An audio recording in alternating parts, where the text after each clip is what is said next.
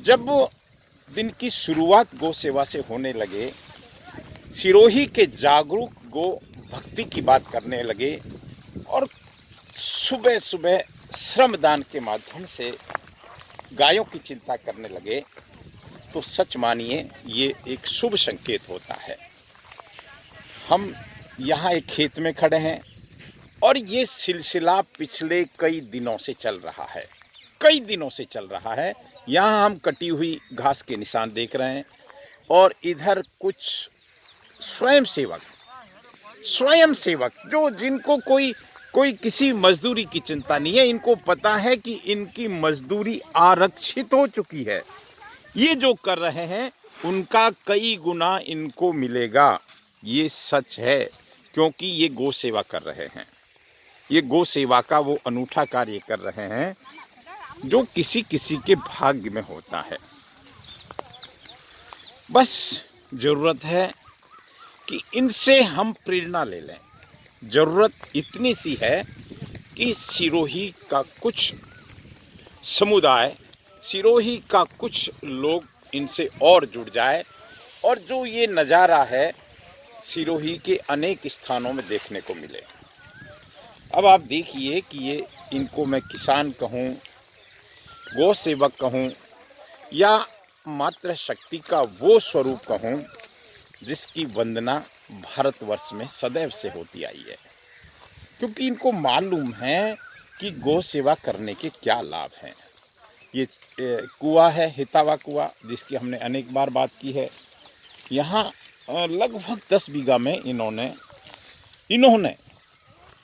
इन्होंने का मतलब इन्होंने चारा उगाया। एक व्यक्ति ने यहाँ पानी की व्यवस्था की और ये गौ सेवकों ने मिलकर यहाँ, चूँकि अर्बुदा गौशाला एक सरकार की गौशाला है, इन्होंने यहाँ पर चारा उगाया और चारा उगाने के बाद यहाँ एक आदमी भी रखा हुआ है, एक जोड़ा रखा हुआ है और वो सेवा करता है, वो इनकी देखभाल करता है। और पीछे के पीछे ये चारा फिर वापस फूट जाएगा और कहते हैं कि जो ज्वार का चारा है वो भी 2-3 बार तो काट सकते हैं। दूसरी तरफ और घास लगाई है, उस घास को भी हम देखें। मैं इनको काम करते हुए आज आपको बता रहा था।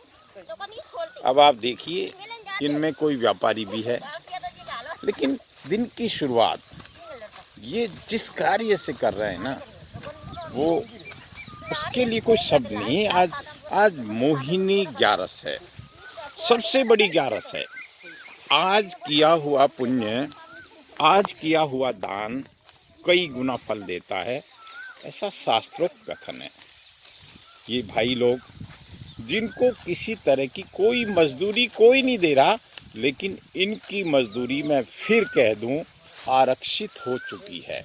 कहाँ हो चुकी है ये जानते हैं। ये टीम लगी हुई है, पिछले कम से कम 15 दिन हो चुके हैं। 10 दिन हो चुके हैं। चलिए मैं 10 दिन करेक्ट कर दूं। ये बच्चा, ये सब पढ़ने लिखने वाले बच्चे हैं। प्रकाश जी हमारे साथ में। चलो मैं प्रकाश जी से प्रकाश जी, ये आपका कार्य है, किन शब्दों में मैं तारीफ करूं? बहुत सुंदर कार्य कर रहे हैं। कुछ कहेंगे प्रकाश जी आनंद के अलावा? बस आनंद के अलावा कि ये 10वां दिन चल रहा हमारा। अच्छा, 10वां दिन चल रहा है। हाँ, और पर डे एक ट्रॉली जा रही है। पर डे एक ट्रॉली जा रही है। हाँ, और पूरी जो है ये गौ भक्त और सब जो है भक्तानी। हाँ, भक्तानी। हाँ, ये भक्तानी गौ माता की जो सेवा करते हैं जी, और जी, जिनके जो भाव है अंदर, ठीक बात वो है, पर डे आ रही है काटने। पर डे आ रही है और सुबह आपका जो दिन की शुरुआत है यहीं से होती है। सुबह 6 बजे हम लग जाते हैं डेली। बहन जी आप कुछ कहेंगे? बस हैं? आनंद आ रहा है, ऐसे बोल रही है। अरे गौ माता की सेवा कर रहे हैं। देखिए मैं आपको हर जगह, भाई साहब प्रणाम आपको। जय गौ माता, जय गौ माता। आज क्या कहूँ इनको।